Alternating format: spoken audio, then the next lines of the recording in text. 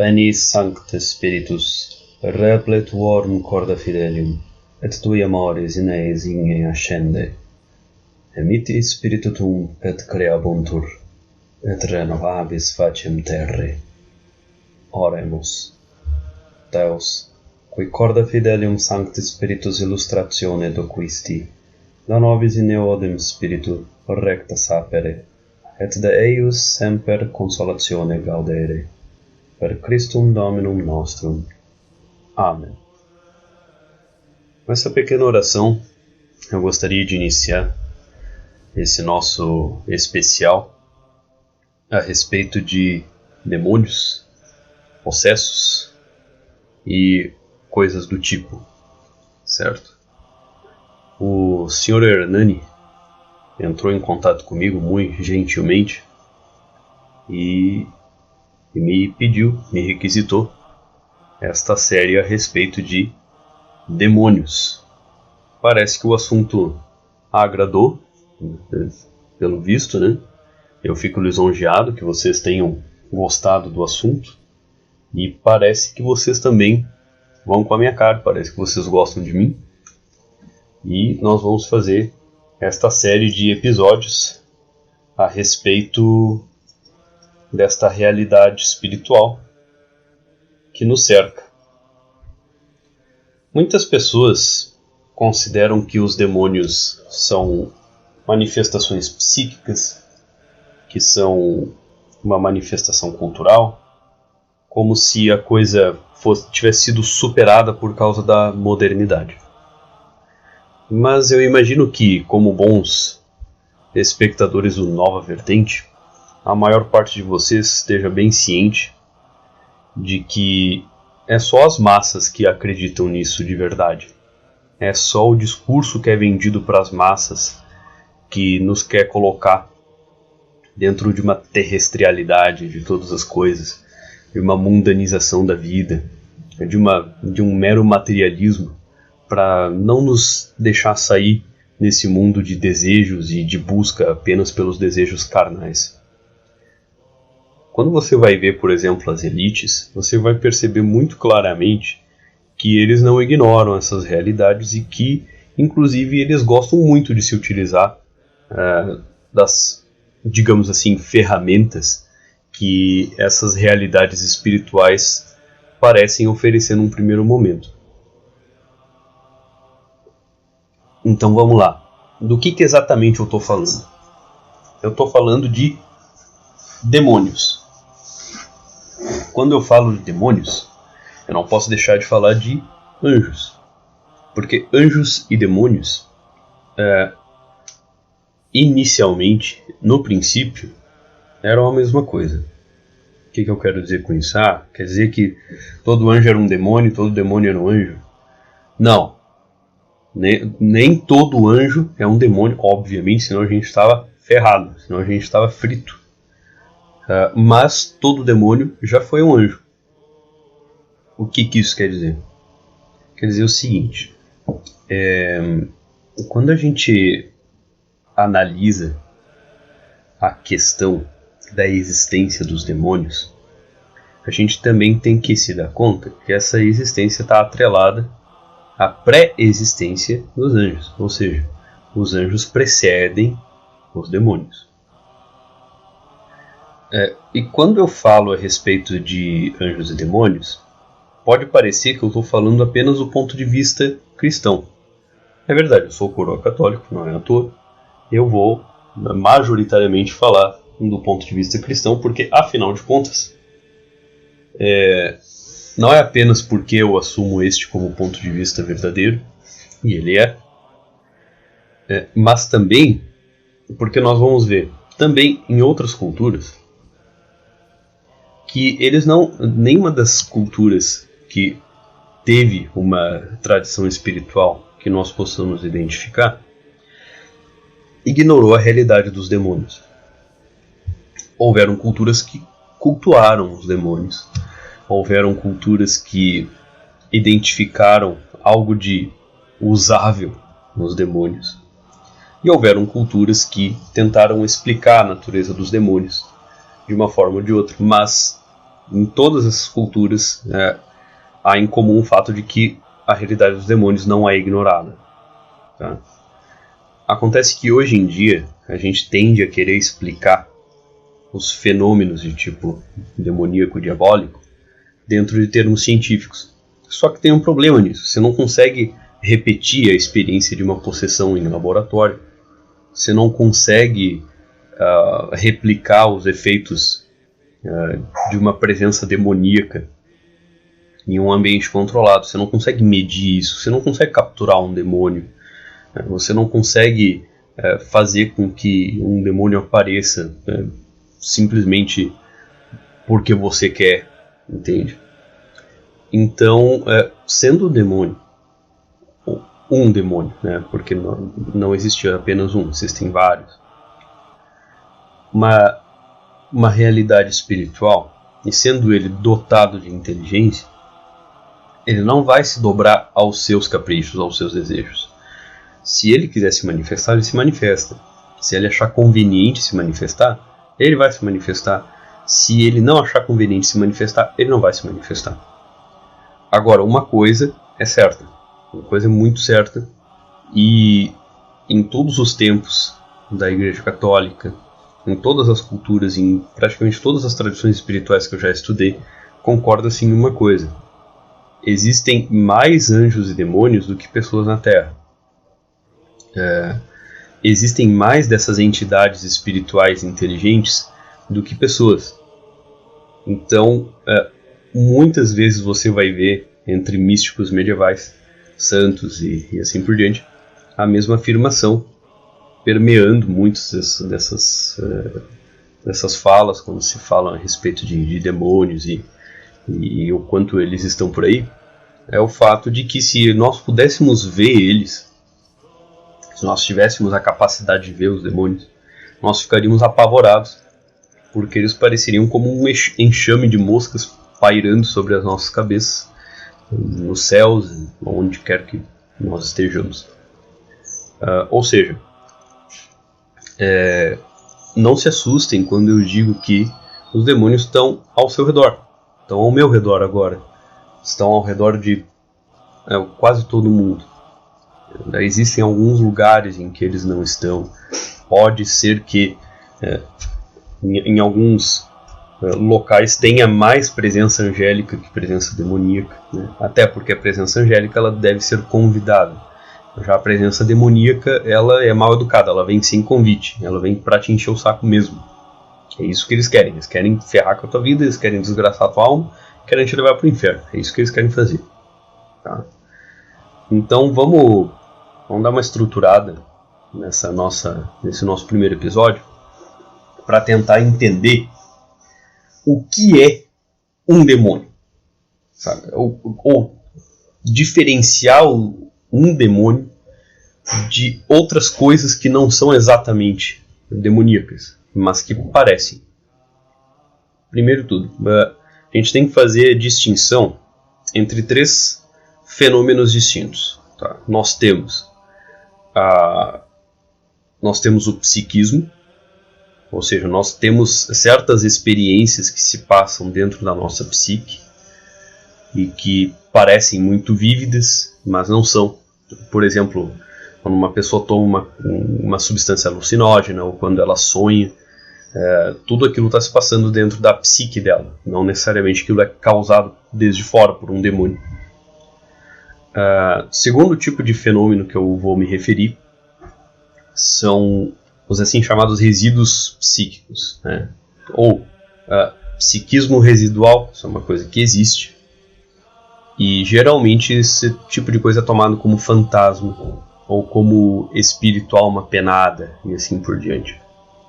Mas é muito interessante a gente notar que muitos desses fenômenos assim chamados de poltergeist ou de coisas que acontecem em um determinado lugar, locais assombrados e assim por diante, eles nunca saem daquele lugar e geralmente é mais ou menos o mesmo script, né?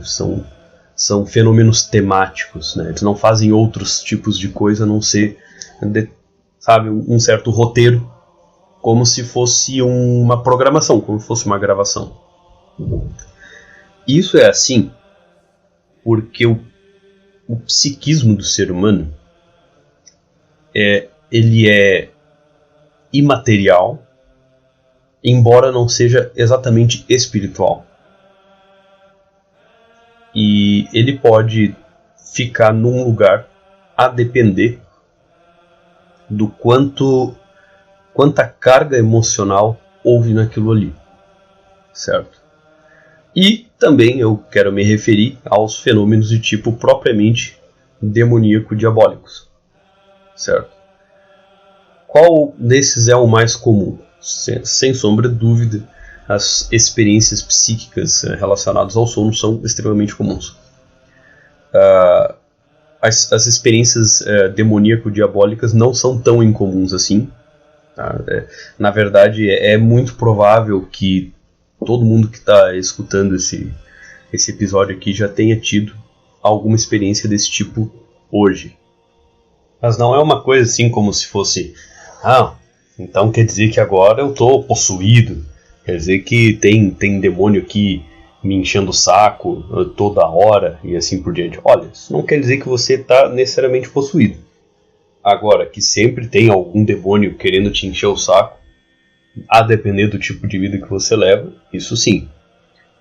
Claro, existem pessoas, inclusive, que estão com tanta afinidade, vamos dizer assim, com determinados tipos de comportamento, que elas já estão num patamar, vamos dizer assim, igual ou inferior até ao dos demônios. E então os demônios, entre aspas, deixam esta pessoa em paz, pode ser que isso aconteça, porque ela já está tão atormentada pelo tipo de vida que ela leva, que ela já não precisa mais do tormento dos demônios. Então eles gostam simplesmente de ficar ali por perto dela, sem, no entanto, precisar atormentá-la, né? Apenas para ver se ela atormenta pessoas que se aproximem dela, né? Ela arrasta para ver se ela arrasta aquelas pessoas que estão próximas dela para os mesmos tipos de erro que ela comete. E daí eles vão auxiliar, claro. Aí eles vão atormentar as pessoas que estiverem próximas desta pessoa que eles já não atormentam, né? Eles simplesmente olham com desprezo, porque os demônios nos desprezam, e escarnecem, que é uma coisa que eles gostam muito de fazer também, é tirar sarro de nós, mas não para rir, porque eles não riem, eles não se divertem de verdade, é apenas aquela satisfação que uma pessoa ruim sente ao ver desgraça da outra, sendo que ela não tem uma vida muito melhor, né?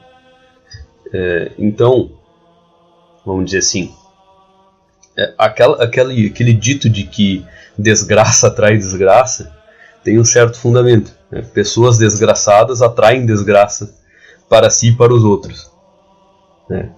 Há entidades que auxiliam, vamos dizer assim, a desgraça a quem se aproxima dessas pessoas.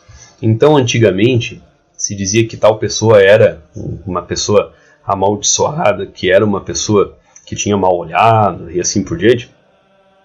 Em grande parte tem fundamento nisso aí. Mas vamos lá. O que seria o psiquismo? O que seria isso que eu me referi agora há pouco como psiquismo? A psicologia é uma arte e uma ciência não muito exata, porque a própria psicologia ainda não conseguiu definir direito o seu objeto, né? Embora ele exista, e embora os tratamentos psicológicos eles sejam eficazes, eles tenham um fundamento, mas a teoria da psicologia ainda é bastante vaga em vários aspectos. Mas o que eu quero dizer com isso? Quero dizer o seguinte: a psique é uma realidade não material, certo? Que cada um de nós possui e que é individual. Ela não é coletiva, não existe psique coletiva. É só com uma figura de linguagem. Não existe o povo isso ou o povo aquilo. Existem indivíduos que fazem parte de um determinado povo, né? Nem todo brasileiro é vagabundo, Nem todo alemão é um grande trabalhador. Né? Nem todo japonês é disciplinado.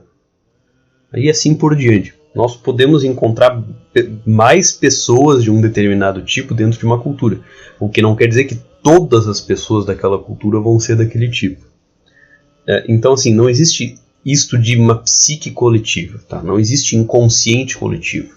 Apenas como uma figura de linguagem, sabe? Como uma forma de se referir a algum tipo de realidade que ainda não é totalmente compreensível, mas que não faria nenhum sentido a gente dizer que existe algo como psiquismo coletivo. Né? O que acontece?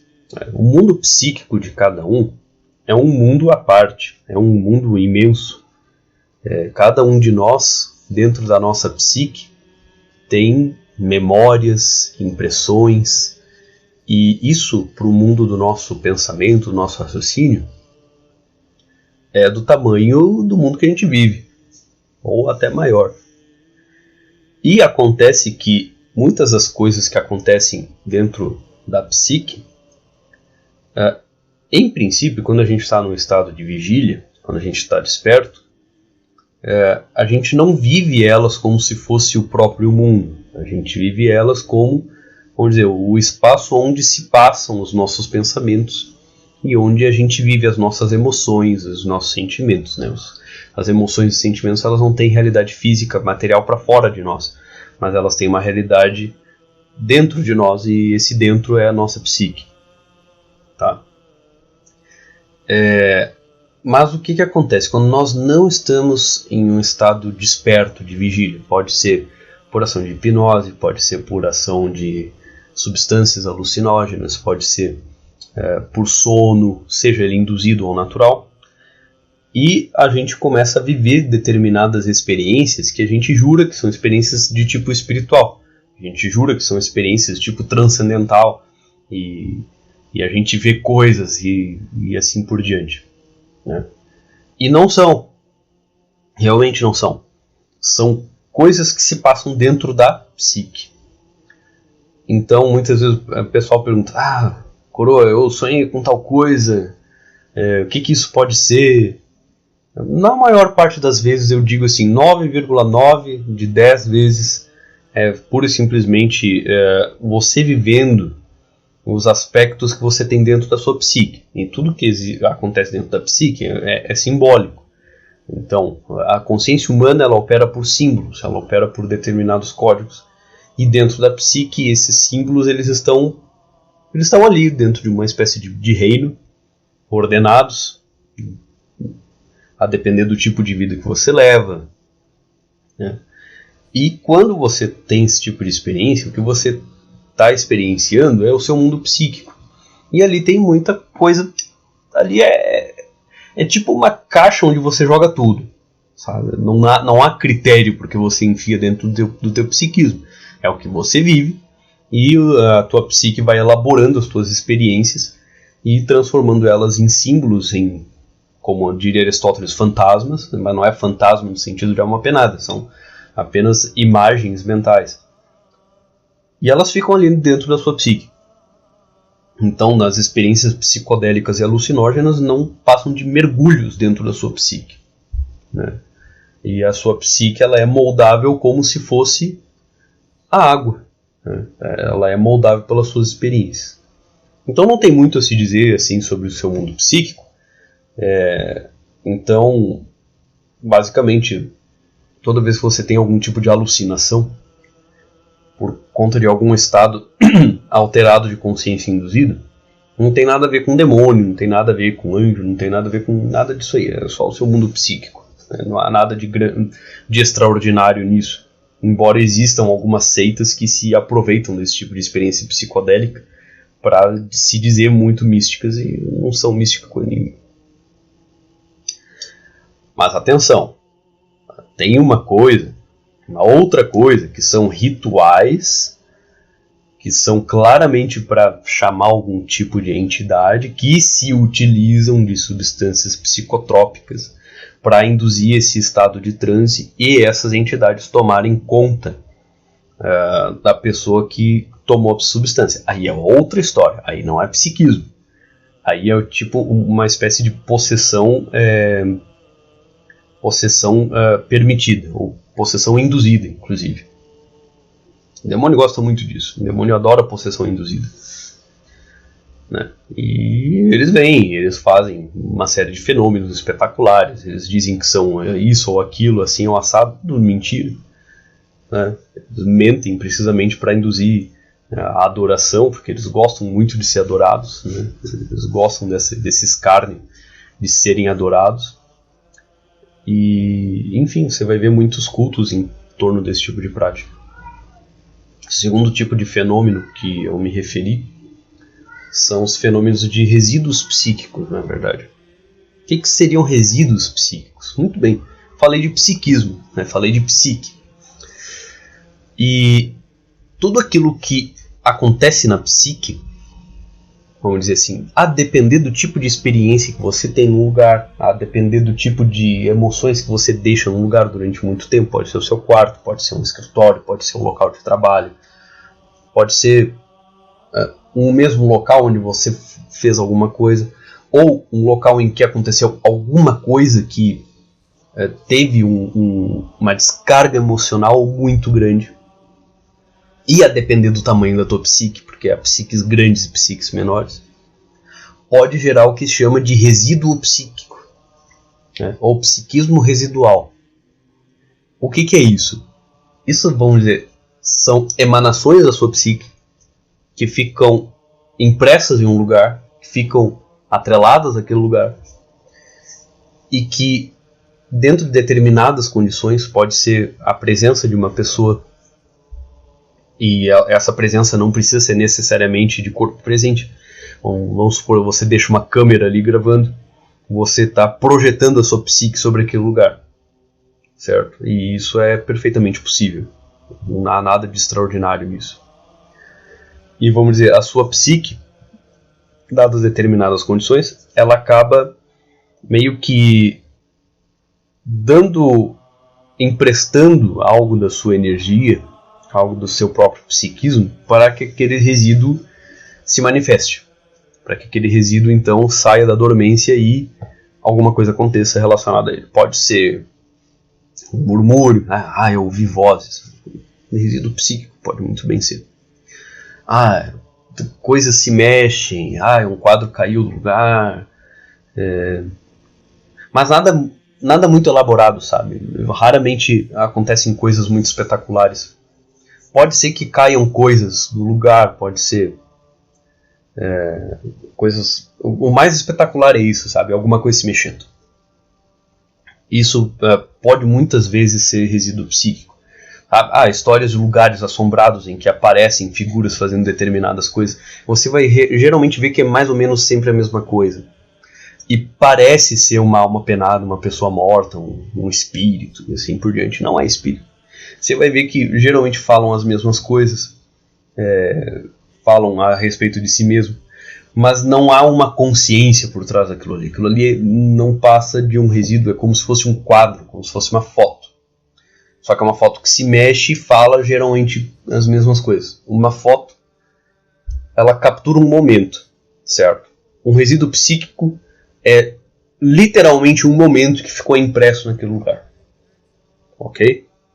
Então isso pode acontecer. Não é uma coisa tão comum. Não é realmente assim uma coisa tão comum você ter resíduos psíquicos tão espetaculares.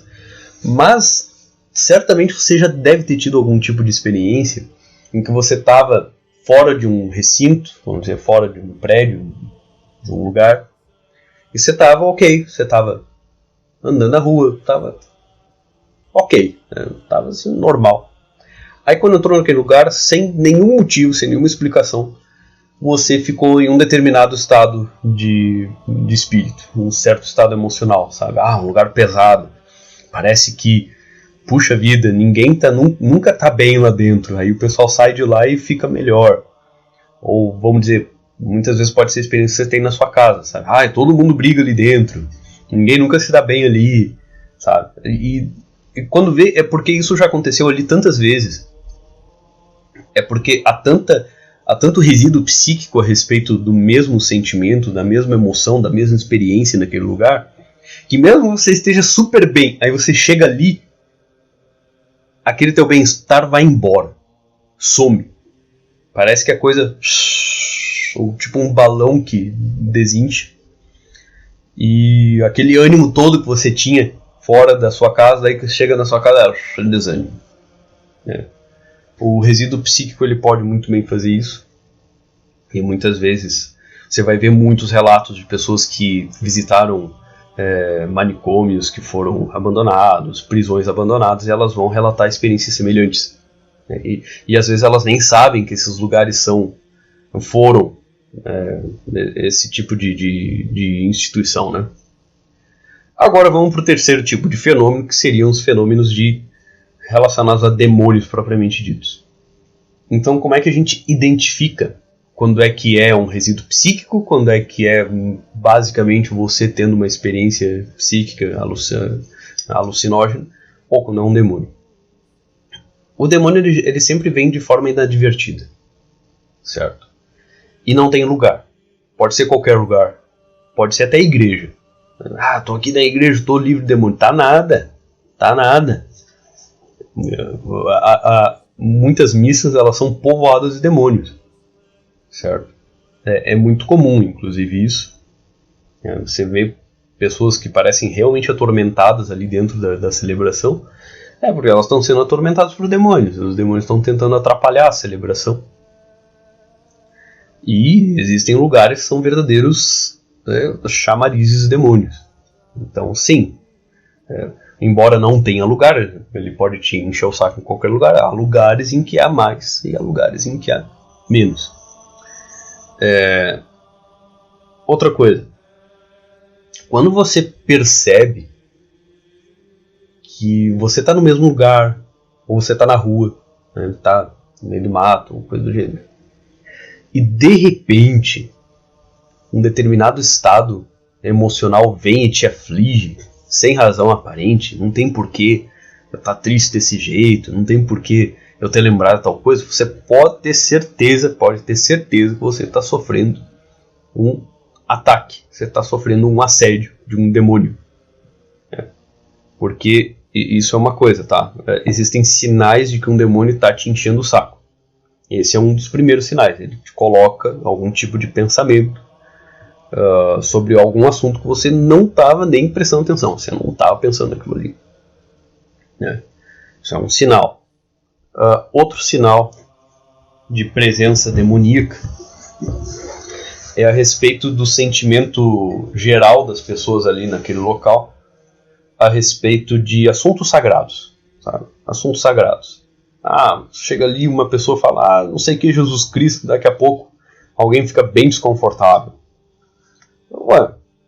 Faz o teste, sabe? Por quê? Se alguém chega ali e fala de Buda, a pessoa fica incomodada? Não fica. Se alguém chega ali e fala, sei lá, de Odin, fala de Confúcio, pode falar de qualquer coisa, qualquer entidade que não seja algo sagrado.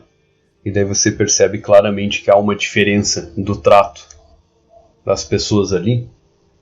Olha, pode até ser que tenha uma ou outra pessoa ali que tenha tido alguma experiência desagradável com alguma pessoa religiosa, com alguma entidade religiosa que se dizia cristã e assim por diante. Mas quando você vê um desconforto geral nas pessoas ali, você pode ter a mais absoluta certeza que se trata de um local onde está acontecendo algum tipo de assédio muito sério entre as pessoas ali, né? Então, outra coisa que dá para identificar, quando você tem determinadas famílias, determinados grupos de pessoas em que parece que nunca se tem uma boa impressão sobre outros, em que sempre está se falando alguma coisa de mal a respeito de outras pessoas, em que hora ou outra você tem algum tipo de manifestação de hipocrisia, sabe? Pessoas que se arrotam muitas virtudes e que só veem defeitos nos outros, ou pessoas muito viciosas, muito cheias de defeitos e que exigem muitas virtudes de outras pessoas, né? São exemplos de hipocrisia. A presença de hipocrisia é um sinal muito forte de presença demoníaca e de assédio demoníaco dentro de um lugar, em uma pessoa, ou muitas vezes acontece dentro de um grupo de pessoas. Existem demônios que gostam muito de assolar grupos de pessoas que começam com alguma perspectiva virtuosa, com objetivos virtuosos. Então começa algum tipo de discussão, contenda, briga, ou aquele grupo começa a tentar buscar defeitos em outros grupos para tentar se justificar, para tentar se dizer assim, nossa, olha como nós somos bons, como nós somos melhores, e aqueles outros ali, eles são piores, eles não são virtuosos como nós. Veja como nós somos virtuosos. Isso é hipocrisia, certo? Porque você está inferindo determinadas qualidades em outros e usando aquelas qualidades ou a falta delas para justificar você, para justificar suas atitudes, para justificar suas maledicências. Isso falando apenas no assunto maledicência, né? Muitas vezes você vai ver entre esses grupos de pessoas, às vezes, manifestações violentas. Por exemplo, gangues que se odeiam umas às outras. Às vezes sem um motivo aparente, sem um bom motivo, sem um motivo razoável, apenas por rivalidade. Antigamente você via isso entre famílias, né? As vendetas, aquelas vinganças que não acabavam nunca, aquelas guerras de famílias que sempre acabavam um banho de sangue, e assim por diante. Isso são alguns sinais bem fortes de presença demoníaca. Tá? Doenças constantes, uma doença, você acaba de vencer uma doença, daqui a pouco vem outra. Objetos seus que quebram com muita frequência, objetos eletrônicos que normalmente têm um funcionamento normal em outro lugar, ou funcionam super bem com outra pessoa, aí quando você vai usar, ele não funciona direito, ele estraga. Um carro que não liga sem motivo aparente,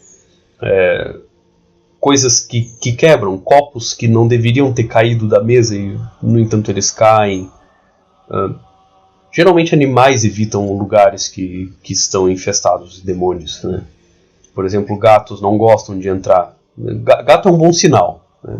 Gato ele é considerado um bom sinal. Gato não gosta de entrar num lugar que tenha demônios, né? Os gatos costumam evitar pessoas que estão sob influência também. É bem interessante isso. Não é por acaso que muitas vezes tem aquelas histórias de mulheres, de bruxas, né? Não é mulheres, é bruxas mesmo, que eram acompanhadas por algum tipo de animalzinho, e esse era chamado, entre as, familiar. Né? Familiar porque ele não era um animal comum, ele era uma personificação, ele era um animal, não exatamente animal, ele era uma corporificação, uma personificação de algum demônio. Estava acompanhando aquele magista ali, aquele praticante de artes ilícitas, e que era exatamente para despistar, sabe? Porque os animais eles costumam evitar os lugares em que há demônios, então ali tem um animalzinho. Então aquela pessoa ali ela não deve ser possuída, ela não deve ser uma pessoa praticante disso ou daquilo. Mas logo essas artimanhas começaram a passar para o conhecimento do povo de uma forma geral. E daí eles começaram a significar o contrário. A mulher sozinha tem um gato. Será que aquele gato não é familiar dela? Então é uma coisa bem curiosa isso. Mas vamos lá. Dentro da pauta do nosso episódio de hoje, a gente também vai ver o que diferencia uma pessoa que é apenas cheia de vícios, cheia de um caráter ruim mesmo, e uma pessoa que está sendo assolada por um demônio, né? Uma pessoa que está sob influência de um demônio, que um demônio está influenciando aquela pessoa. Muitas vezes as duas coisas andam juntas, né? Uma pessoa ela começa a adquirir muitos vícios porque ela está sendo assolada por um demônio. pode ser muitas vezes que uma pessoa comece a praticar um determinado ilícito, uma determinada coisa viciosa, e ela comece a atrair a atenção dos demônios que são associados àqueles atos. E também pode acontecer de ela nem praticar e nem ter um hábito ruim, mas que ela comece a receber determinados tipos de sugestões meio que do nada, sabe? Eu nem prestava atenção naquilo e de repente eu tive a curiosidade de fazer. Olha, essa tua curiosidade tem origem, tá? E quase com certeza é a origem de um demônio que te meteu essa ideia nessa sua cabeça. Por quê? Porque a gente vai perceber muitos meios de ação que os demônios podem assumir. Os demônios, eles podem se utilizar de uma pessoa que já está perdida, que já está na deles, assim, vamos dizer, que já tem afinidade com as coisas às quais os demônios têm afinidade. Eles podem lançar uma sugestão para essa pessoa, que já é altamente sugestionável, né? Uma pessoa que já está afundada numa vida viciosa, ela é uma esponja de sugestão demoníaca. Então o demônio acaba usando aquela pessoa para lançar uma ideia para outra. Então é por isso que muitas vezes na própria Igreja Católica se diz o seguinte: se você está em estado de pecado mortal, se você é uma pessoa que está afundada naqueles pecados que ferem os 10 mandamentos, se você pratica coisas que ferem os 10 mandamentos com frequência, e a maior parte das pessoas infelizmente pratica coisas que ferem algum dos 10 mandamentos assim, a cada minuto às vezes, dependendo do tipo de pessoa que se trata. Então essas pessoas, elas são verdadeiros canais de ação demoníaca. Elas são canais de demônios que querem desencaminhar outras pessoas. Então é como se fossem cavalos de demônios, né? Vamos dizer, os demônios estão cavalgando essas pessoas. Os demônios não precisam possuir essas pessoas. Embora às vezes nós tenhamos casos de possessão entre pessoas com vidas muito viciosas, você vai perceber que geralmente não é esse o caso. É muito curioso isso. Por que parece muitas vezes que é precisamente entre pessoas religiosas ou pessoas de famílias religiosas que acontecem casos de possessão? Precisamente porque possessão é um recurso que o demônio usa quando ele já não consegue fazer outras coisas. Ou quando ele percebe que não vai ser suficiente a mera sugestão, porque as pessoas elas estão cientes, vamos dizer assim, da presença demoníaca na sugestão, elas estão se vigiando, assim por diante. Então pode ser que ele se utilize do recurso de tentar possuir alguém. Então, por que hoje em dia o fenômeno da possessão parece ser mais raro do que era em outros tempos? Embora não seja, tá? Embora não seja. Hoje em dia tem muitos casos de possessão, mas que são tomados por algum tipo de psicose. E não, são possessão. Mas porque a gente vai perceber o seguinte: muitas vezes não precisa. Se o demônio ele se utiliza de uma pessoa que ela já está num estado demoníaco, vamos dizer assim, de afinidade com as coisas relacionadas aos vícios, aos pecados, aos demônios, eles vão simplesmente sugerir a essa pessoa dizer uma certa coisa para uma outra pessoa, e isso muitas vezes vai ser suficiente. Pode ser que eles se utilizem de sugestões para fazer essa pessoa atormentar a outra pessoa. Então muitas vezes quando um demônio ele quer encher o saco de uma pessoa que ele não consegue atingir de outra forma, ele vai se utilizar de uma pessoa que ele sabe que é fácil de ser sugestionada para encher o saco daquela pessoa, né? Ele vai usar, vamos dizer assim, seus agentes. Então, uma pessoa que ela está afundada numa vida ruim, numa vida realmente viciosa, uma pessoa má, ela é um agente demoníaco. Ela é um agente de demônios. Ela em si não é um demônio. Às vezes ela pode voluntariamente se dar como agente de demônio.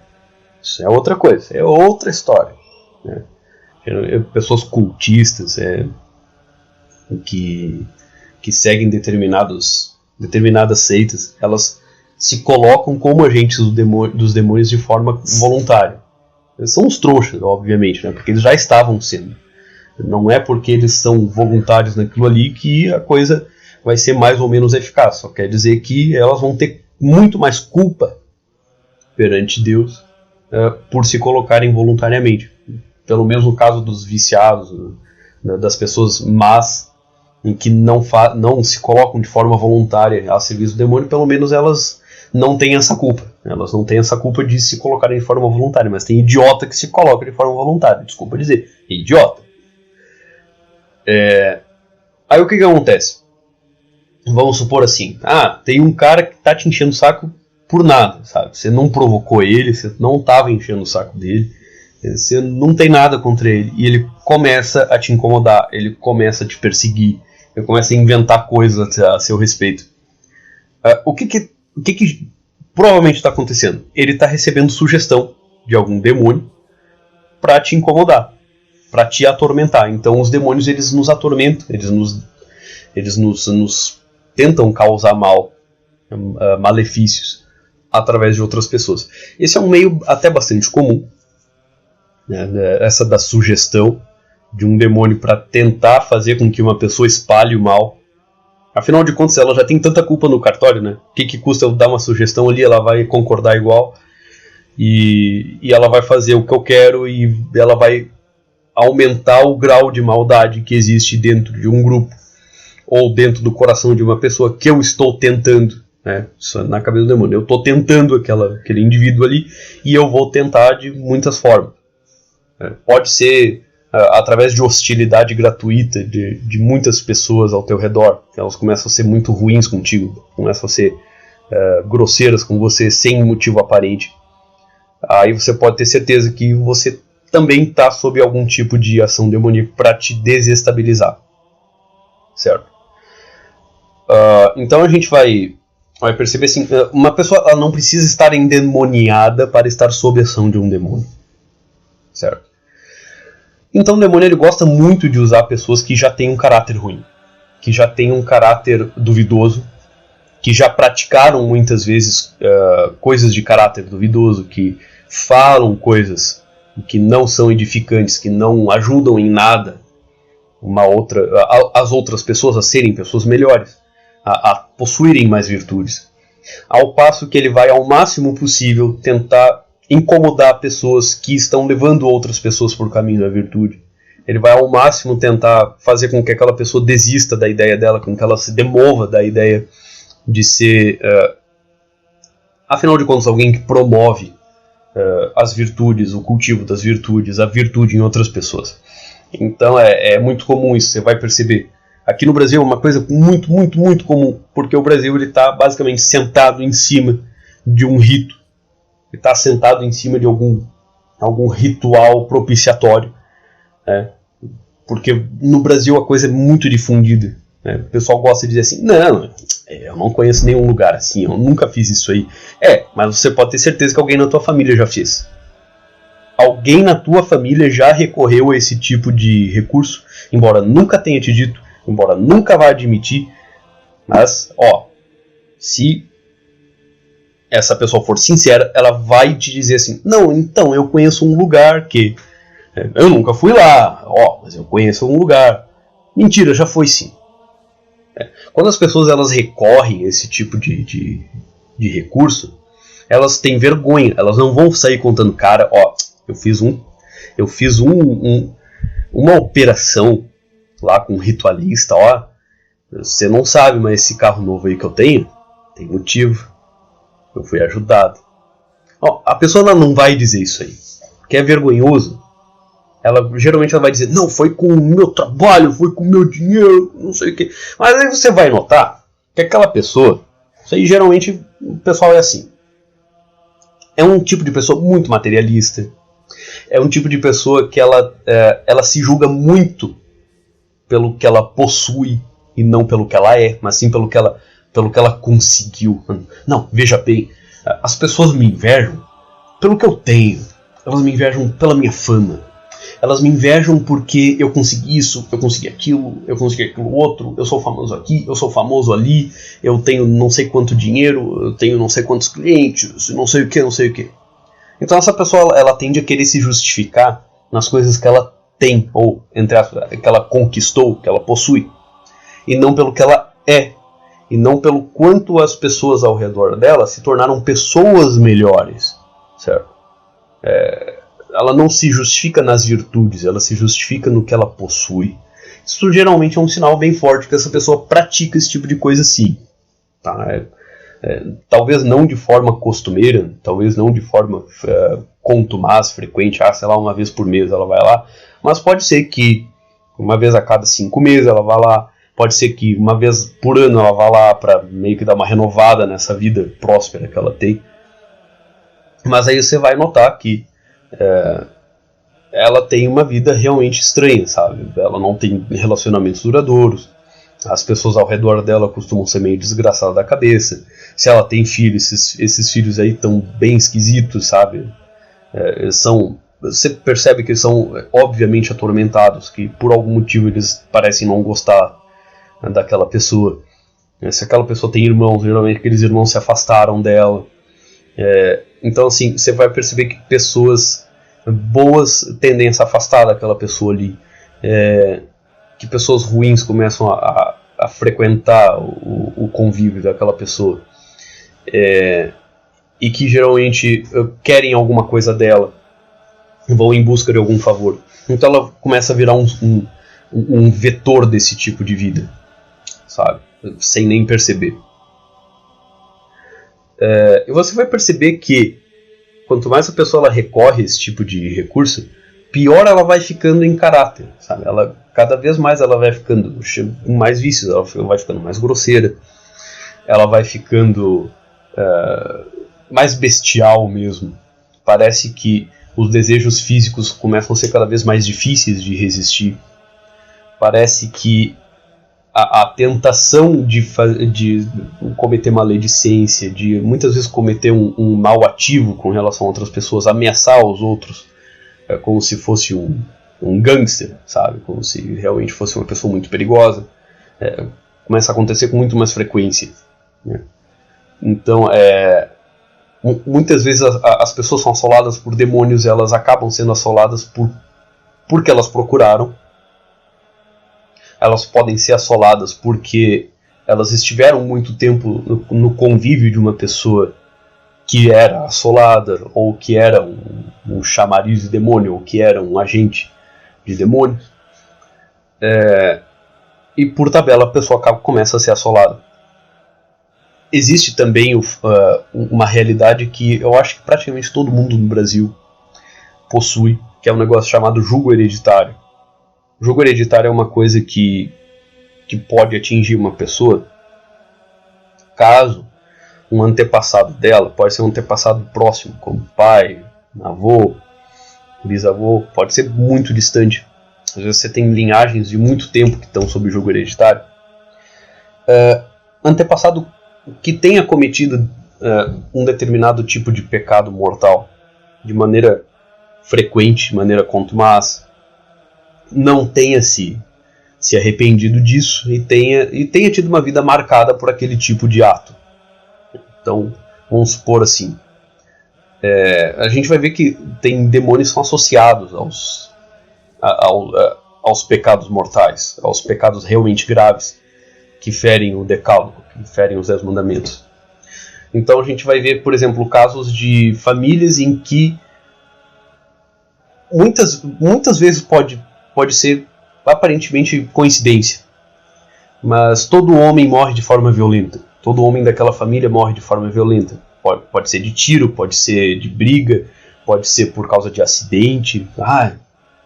Meu tio morreu de acidente, meu pai morreu porque teve uma briga de trânsito, o outro fulano morreu porque o avião caiu.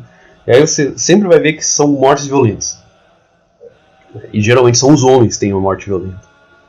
Ou às vezes tem famílias em que nunca há uma relação estável, sobretudo mulheres, né? Em que as mulheres nunca têm uma relação estável, em que os maridos não são bons, ou os maridos são muito frouxos, e elas têm vidas promíscuas, e dentro daquela família você nunca vê uma mulher realmente bem, sabe? Mesmo aquela mulher que tentou ter uma vida boa, sabe? Uma vida decente, uma vida com uma relação decente, o marido dela acabou sendo um marido não bom, ou é um marido que deixa ela sozinha com frequência, ou ela é atormentada por muitos homens dando em cima dela. mesmo que ela não queira, né? Assédio, violação, né? Estupro, enfim, coisas terríveis. E daí você vai ver que parece que aquela linhagem tem um certo tema. Não importa o quanto os integrantes daquela família tentem fugir daquilo ali, eles acabam geralmente na mesma prisão de vida, né? Como se fosse um circuito fechado dentro de uma determinada linhagem. Isso é um sinal muito, muito forte de jugo hereditário. O que é jugo hereditário? É como se fosse uma maldição que a tua linhagem adquire por conta da prática costumeira e sem arrependimento desses pecados mortais. Então, quer dizer, você e a sua linhagem tem agora um amiguinho, entre aspas, que é um demônio que gosta da tua família e que faz recair sobre ela as consequências daquele pecado, né? Ou te encaminha para aquele pecado. Aí você tem uma impressão de que determinados tipos de crimes são hereditários, como inclusive durante o século XX, no final do século XIX, início do século XX, alguns antropólogos chegaram a demonstrar que parecia que alguns crimes eram hereditários, alguns comportamentos criminosos eram hereditários. Mas assim, não é que exatamente esses crimes são passados por genética, né? Embora você tenha evidência genética, não é a genética que causa esses crimes, mas a vontade humana.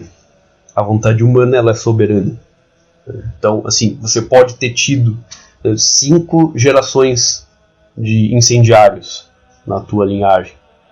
Você vai ter o ímpeto de fazer isso de novo. No entanto, você tem toda a possibilidade de não fazer. Entende?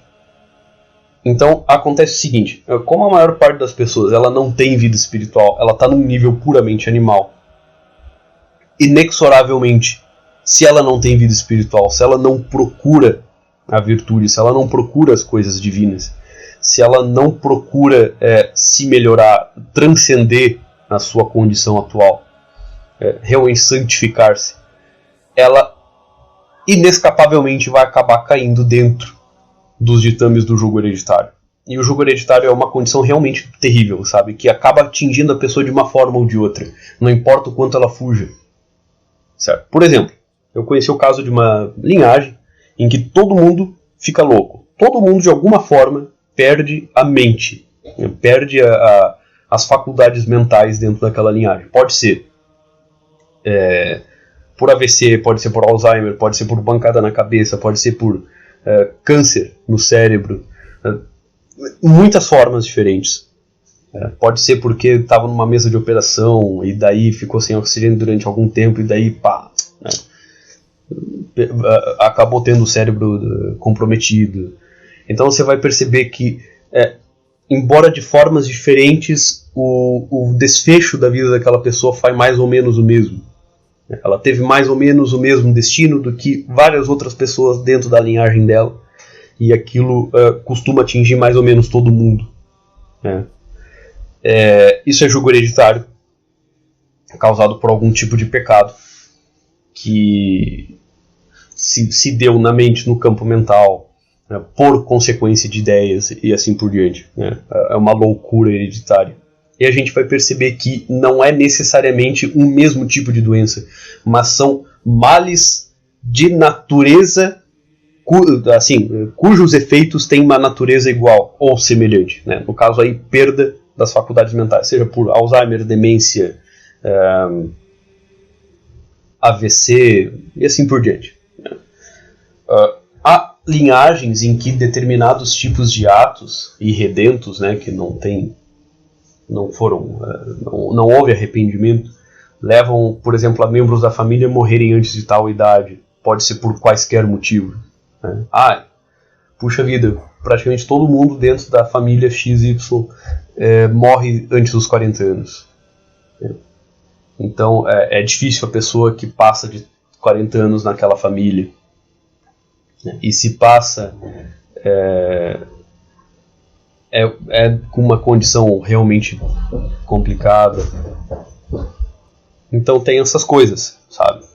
O jugo hereditário, Eu acho que eu nunca conheci ninguém, talvez uma ou duas pessoas bem marcantes na minha vida, que vinham de linhagens, vamos dizer assim, que cuidavam isso aí mesmo, sabe? Linhagens muito, muito religiosas, muito piedosas.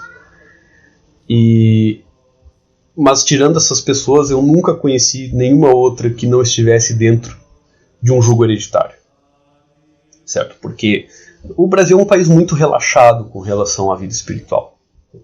Muito embora o brasileiro ele pareça nutrir muito carinho pelas coisas espirituais, ele tem uma vida muito relaxada no sentido de ter uma vida espiritual em si. Como disse Santo Papa João Paulo II, o brasileiro ele tem sentimento religioso, mas ele não tem vida religiosa. Ele vai em festas religiosas, ele tem determinados sentimentos com relação aos símbolos da religião, a orações e assim por diante. Ele tem sentimentos, ele tem um certo respeito por essas coisas, mas não quer dizer que ele tem uma vida espiritual. Então ele não tem vida espiritual. Ele tem só esses sentimentos, ele só tem resíduos de uma vida espiritual que um dia já fez parte da cultura geral, que inclusive fez a cultura dele. Ele vive naquele ambiente cultural que foi feito por muitas pessoas que tinham vida espiritual, mas ele mesmo não tem. Certo? Festa de São João. Vê lá se o pessoal sabe o verdadeiro significado da festa de São João, por exemplo. Ou vê lá se o pessoal sabe o verdadeiro significado da Semana Santa, da Sexta-feira Santa, por que o pessoal come peixe na Sexta-feira Santa, qual é a coisa da Páscoa. E o pessoal não tem nenhuma vivência disso aí. Não tem a experiência real da Quaresma, da Semana Santa, da Páscoa, sabe? Porque você tem um itinerário experiencial dentro dessa época. E a pessoa ela não tem essa experiência, ela não tem esse itinerário. Então ela compreende isso de forma emocional, ela compreende isso de forma sentimental. Nossa, é uma coisa legal, uma época tão bonita, não sei o quê. Só que ela não tem nenhuma experiência daquilo enquanto uma realidade sagrada dentro de uma vida espiritual. Ela não tem essa experiência. Certo? Então é muito plausível que a maior parte das pessoas no Brasil tenha jugo hereditário, esteja dentro de uma linhagem com jugo hereditário. E se você está dentro do jugo hereditário, você pode ter a mais absoluta certeza que você tem um demônio de estimação. E que vai ferrar a tua vida de um jeito muito especial, como vem ferrando a vida da sua família há muitas gerações. Certo? Então, isso são algumas formas da gente saber que um demônio está assolando uma pessoa. No jogo hereditário, o demônio está te assolando desde que você nasceu, entendeu? Então, vamos dizer assim, dá para quase dizer que na cultura brasileira, o brasileiro em geral ele não sabe o que é não ser assolado por um demônio. Ele acha que isso é a experiência normal da vida. Ele acha que é normal uma pessoa ser ferrada, ele acha que é normal uma pessoa nunca dar certo. Ele acha que é normal uma pessoa nunca conseguir sair dos vícios que ela sempre teve. Ele acha que isso é o jeito brasileiro, né? É a nossa cultura, é assim mesmo, a gente é mais relaxado mesmo. Não. Não existe cultura de gente relaxada. Existe gente relaxada que não tem cultura. Entendeu? Então, aqui no Brasil, nós não temos propriamente cultura. Nós somos herdeiros de uma cultura. E a gente acha que esse jeitão relaxado de viver, esse jeitão relaxado de ser, faz parte, entre aspas, da cultura brasileira. Não, nós somos herdeiros de uma determinada cultura.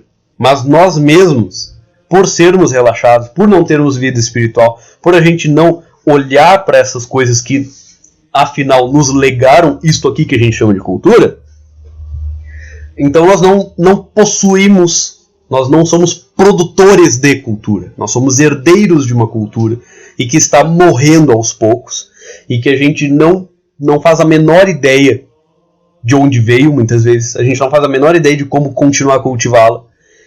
E enquanto o brasileiro ele continuar a ignorar a vida espiritual, ele vai continuar a se ferrar no campo cultural, ele vai continuar a se dar muito mal em todo e qualquer campo, seja ele material, intelectual, espiritual. É por isso que o Brasil não dá certo. É por isso que o Brasil ele não vai dar certo enquanto não houver uma grande quantidade de indivíduos dentro do Brasil que atente para esses detalhes, que há uns 100, 200 anos era ponto pacífico.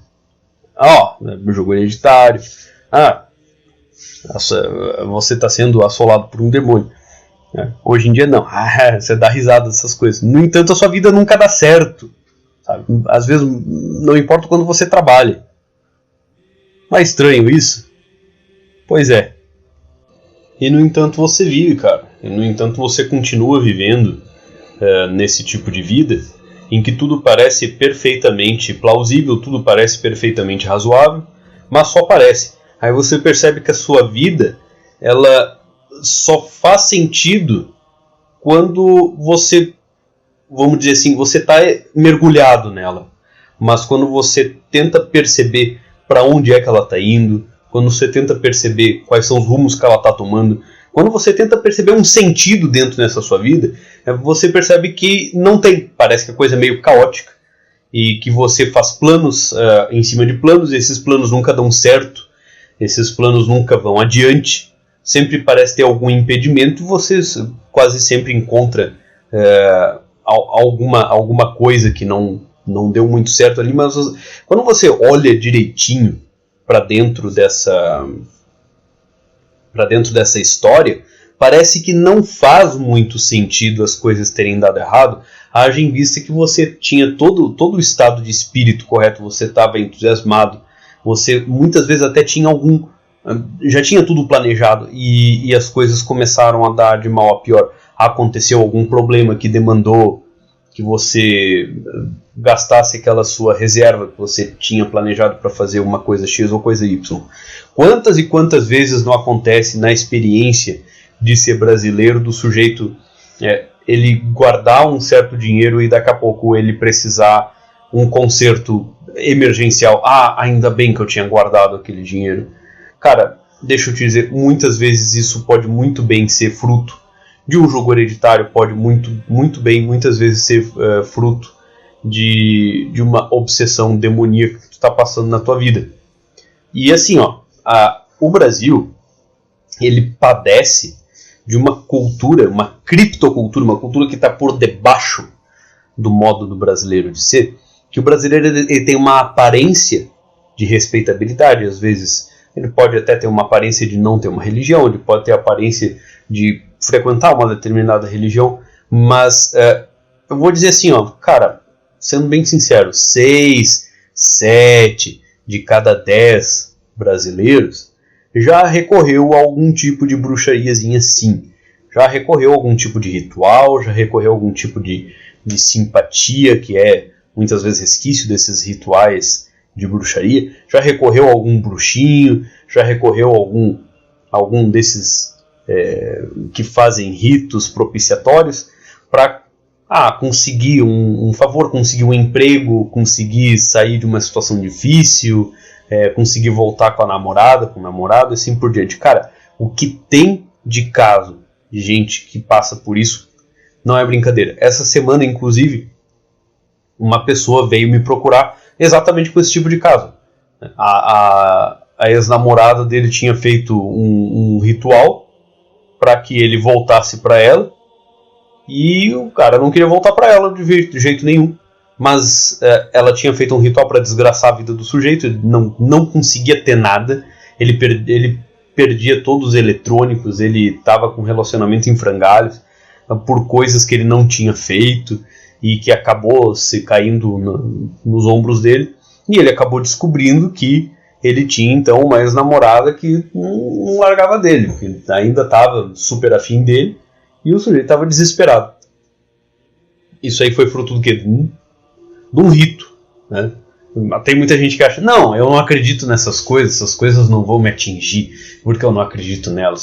Deixa eu te dizer uma coisa, cara, não é porque você não acredita na eficácia da estricnina que alguém vai te dar a estricnina e você não vai estrebuchar no chão do mesmo jeito.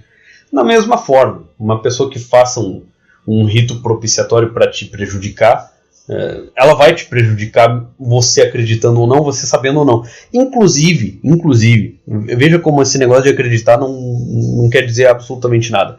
Praticamente todos os rituais que são feitos contra uma pessoa, que empurram demônios contra uma pessoa, a pessoa não faz a mínima ideia que fizeram contra ela.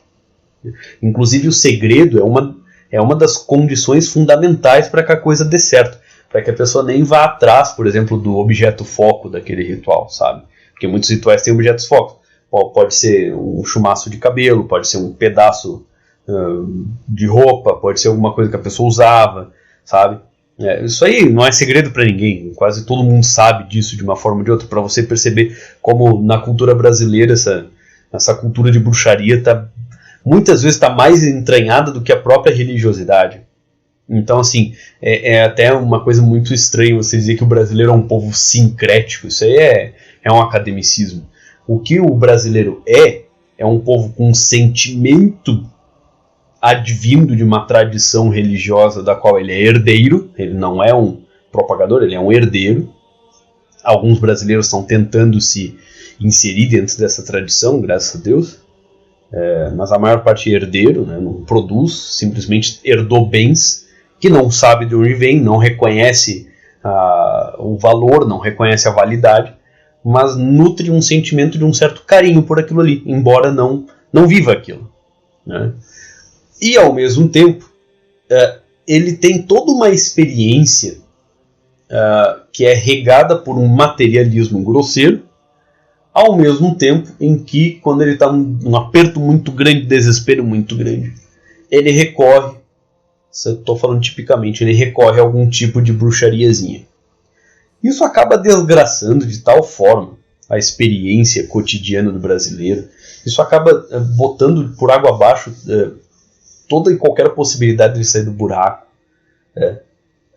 Isso acaba colocando para baixo qualquer possibilidade dele ser alguém relevante, dele realmente ser uma pessoa que vai ser um instrumento de Deus, digamos, para fazer a diferença no Brasil, para fazer a diferença no mundo, para se tornar alguém verdadeiramente marcante, no bom sentido, no sentido das virtudes, não simplesmente da riqueza, da fama, do poder, mas sim alguém que de alguma forma incrementa a virtude na humanidade como um todo, sabe? Um santo, um líder, um grande gênio, um grande intelectual. Perceba como todos os grandes intelectuais no Brasil eles são afogados dentro desse mar de chorume que é a nossa falta de cultura, entende?